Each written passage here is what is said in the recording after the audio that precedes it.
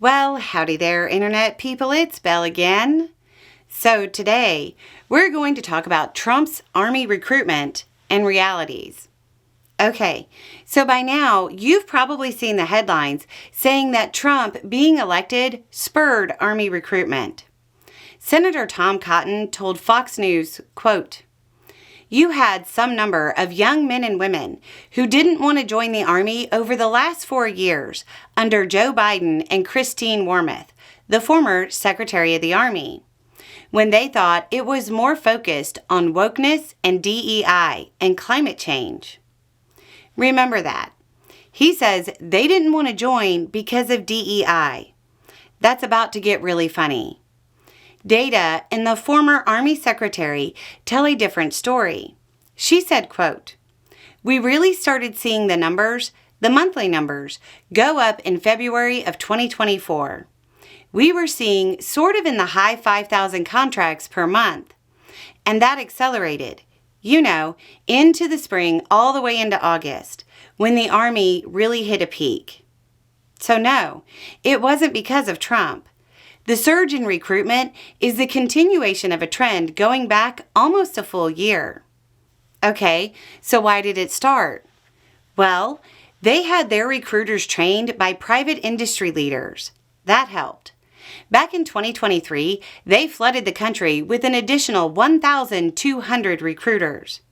They started using data-driven marketing. And all of this helped, but the big thing was something else. General Randy George spearheaded a new program. It's called the Future Soldier Prep Course, 6 weeks of training before basic, to help recruits meet academic and physical standards prior to boot. Ever seen the Danny DeVito movie Renaissance Man? That's the idea, but way more structured. A special program to be more inclusive and give a helping hand to new recruits to meet standards. Some might call that an inclusive program. Just saying. Why is this the big one? Because according to the former Secretary of the Army, it, quote, accounted last year for about 25% of the new recruits that came in. So, the recruiting surge occurred because of the very type of programs they're criticizing. They also changed the slogan back to be all that you can be, which probably helped because everybody hated the Army of One nonsense. Hey, speaking of new slogans, have you seen the new one?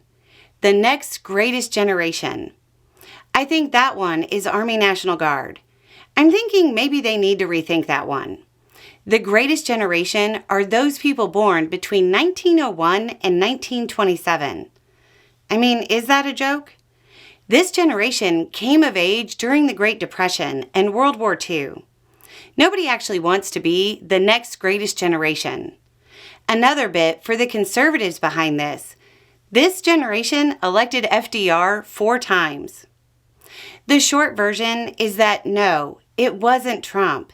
It wasn't culture war nonsense. It wasn't a soundbite. It was a recruiting effort that started yielding results a year before they're telling you. Anyway, it's just a thought. Y'all have a good day.